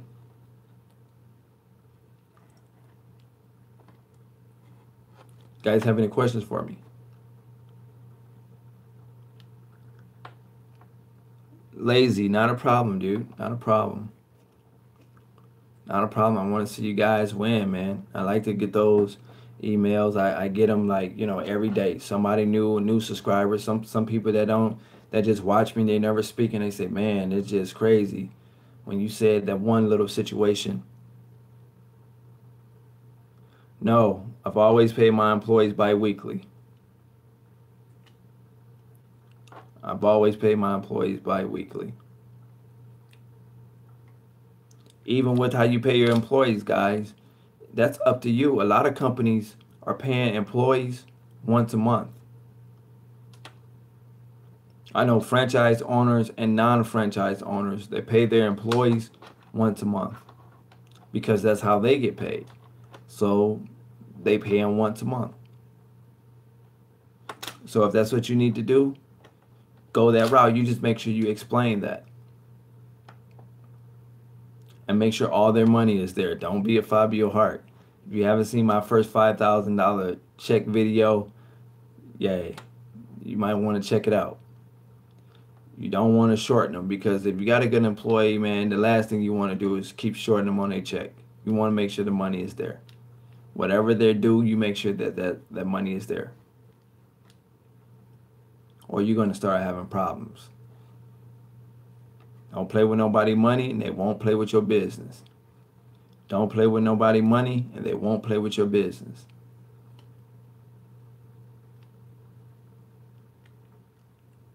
So, you guys got any questions?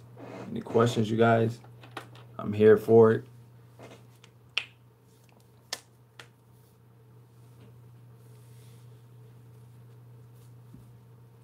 I'm here for it. If you have any questions.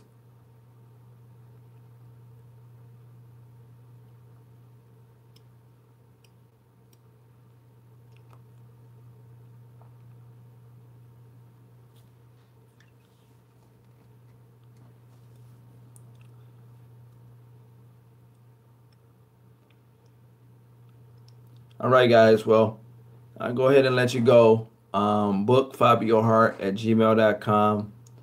If you need me, book FabioHart@gmail.com. That's BOOKFAB, like boy, IOHART @gmail.com. Book FabioHart@gmail.com. Hopefully this video was a great help. Continue to send me those letters as you guys get accounts if you need help with closing. And I meant to say earlier, there's people that's in the lead generation, from my last cycle that some of these potential clients are calling you guys, and you guys aren't picking up the phones. Okay. We let you know when you have a client, but some people they ask, well, what's your number? I'm gonna have such and such call you back. That's kind of like the new thing that's going on now. So we will let you know that somebody is gonna call you back, but you guys aren't picking up the phones, or you sending them to voicemail because you think they're likely a scam or a nuisance or whatever like that. You got to start answering the phones, you guys. And like I said on the earlier video, the video right before this, if you guys watched the video I did earlier, you better have a professional greeting. Do a professional voicemail. If you want me to do it for you, let me know. I'll do it for you. I won't even charge you to do it for you. Just a voiceover. You just let me know what to say. Give me a little script, and I'll do it for you. If you don't like the way you sound. Otherwise, for your voicemail to say, you have reached 313-866-1000. Like, that's not gonna cut it, man. That's people not gonna deem you to be a professional. You're not gonna be looked at as professional like that. You want to have a professional voicemail, or at least sound professional. Be reasonable. It can be as simple as, hello, you reached ABC Cleaning Services. Please leave a message and I will return your call just as soon as I can. Boom. Just like that. Hello, you have reached ABC Cleaning Services. Please leave a message and I will return your call just as soon as I can. it don't have to be anything fancy. But if you don't like the way you sound, then you better have somebody do it. Because, hey, yo, you know who you reach. Leave a message. I got you back. That's not going to cut it. That's not going to cut it. When you go to call them back to see, hey, I see I had a missed call, they're going to say they had the wrong number. Whatever the case. Based on your voicemail. They heard your voicemail. So do a voicemail, and I tell people, answer all calls because you don't know who it is. I tell people all the time, answer all calls. It's people that give me their number, say, hey, Fabio, can you call me? My time is valuable, especially if I'm going to help you with a deal. You gave me your number to help you with your to help you get into this deal. I give you a call. You send me the voicemail, and then my assistant email you, say, hey, well, Fabio, just alerted me that he called you. You didn't answer that. Oh, can you have him call me back? Can you have him call me? Dude, answer your freaking phone. I'm telling you right now, when I call, the way my phones are set up, I got T-Mobile, I pay extra. I have it set up where it come up unavailable. So I'm going to let you know what it says, or private, whatever the case is. I pay for that. It has to do with the call ID. You can pay for it, right? So I pay for it to show up like that. So when I call you, you don't know who I am. Don't throw me the voicemail, guys. Because you don't know who. I've had people that it's a likely scam, and I say, hello? And it's one of my business associates, or it's something business related. And I'm looking at it like, damn, why I say likely scam? Why I say likely scam? Right? This is what I'm thinking. But I'm glad that I answered it, because had I not answered the phone, I would have known who it was. And they may or may not have called back. So I'm just letting you guys know, whether it's unavailable, whether it's private, answer your freaking phone. If somebody trying to call you, trying to sell you insurance or something like that, man, just tell them, hey, you got the wrong number. I have insurance already. Take care. Right? And whatever the case is, answer the freaking phones. Or if you missed the call, I understand some people busy, people sleep, people got a life, and this, that, and the third. I understand that. Make sure you get back with them within a timely fashion. Make sure you get back with them within a timely fashion. I would say within the hour is reasonable. You can even have that on your voicemail. Hello, you reach Fabio with Hollywood Janitorial Service. I'm not available to take your call. Please leave your name and number, and I will get back with you within the hour. Take care. Just that simple. That's just come from the top of my head, right? You can say the same thing for your company. Hey, you reach such and such with ABC Cleaning Services. Not available to take your call. Please leave your name and telephone number. I will return your call within the hour. So that let them know right off bat that you're going to get back with them within the hour. That's fair. That's reasonable. And then you make sure you get back with them within the hour. Like your voicemail say, stick to your word.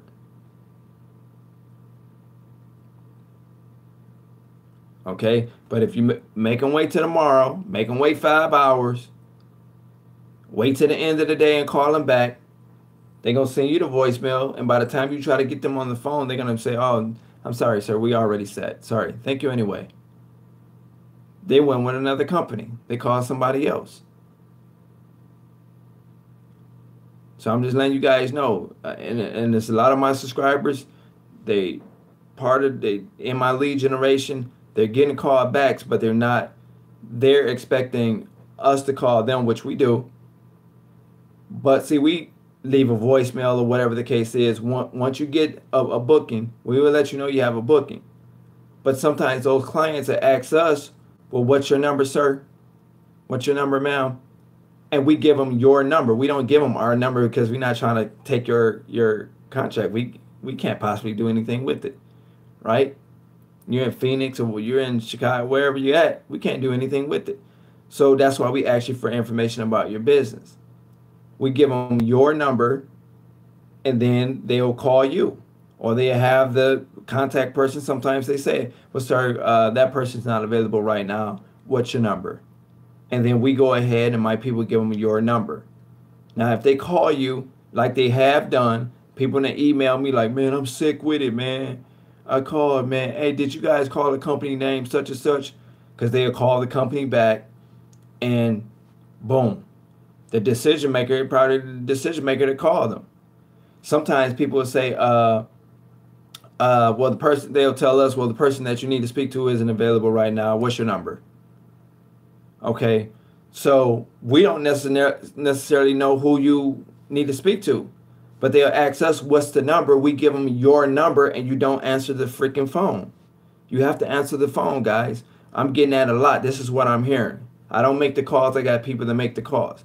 But I'm telling you guys right now that it has been going that way, and people being getting called back, and you pay for a service. You get some calls, but you're not answering the phones. You have to answer the phones. You have to answer the phones. I don't care if it's me calling you. If you email me and say, hey, Fabio, call, I'm telling you right now, it's going to show up unavailable or private, whatever it says. Answer the phone, man. If somebody trying to sell you insurance or trying to sell you a wheelchair, if you don't need a wheelchair, you don't need insurance, just say, I'm not interested. Take care. But answer the phones, because you don't know who it is. You don't know who it is, so answer your phones. Okay? Again, if you can't answer the phone, for whatever reason, you're busy, you sleep, whatever the case is, I totally understand. I totally get it. But make sure you call back in a reasonable time. Hopefully you guys understand that. If you don't have any more questions, I'll go ahead and let you guys go. You guys got any questions? If not, you can email me, bookfabiohart@gmail.com. That's BOOKF like Frank, A like Apple, B like boy, IOHART @gmail.com. And real quick, I getting inquiries about those postcards that I was telling you guys about. People are asking me. I did a video, I think earlier this week, telling you that we were only accepting 10 people. We got those 10 people, so we're no longer offering those cards. It's square business. So, you know, maybe I might do something with it in the future, but it wasn't meant to be a long-term thing. So for the people that order the cards should be on their way to you guys. If you haven't received them already, the cards should be on their way. And we was only offering it for $150. At first, I started it off at like $299. I was charging for it, like $300 for the cards, because I know the message worked. The cards that I told you guys about on my other video, but we dropped the payment down to $150. Sold out. We got those 10 people, so we're not offering it no more. So for those that's emailing about those cards, we no longer offering those cards no more. But on that note, I'm going to go ahead and let you guys go. I'm Fabio Hart. The only person that could ever stop you from starting up your own dreams and making it to the top is you. You guys take care. If you need me, book FabioHart@gmail.com. Book FabioHart@gmail.com. If you leave your number for me to call you, make sure you just leave your name and telephone number. Make sure you answer the phones when I do call you. If you don't need a number, you just got a general, don't leave a number, you got a general question. My assistant Jasmine, she'll handle it for you. And I guess that'll do it. You guys take care. Till next time. And I'm out.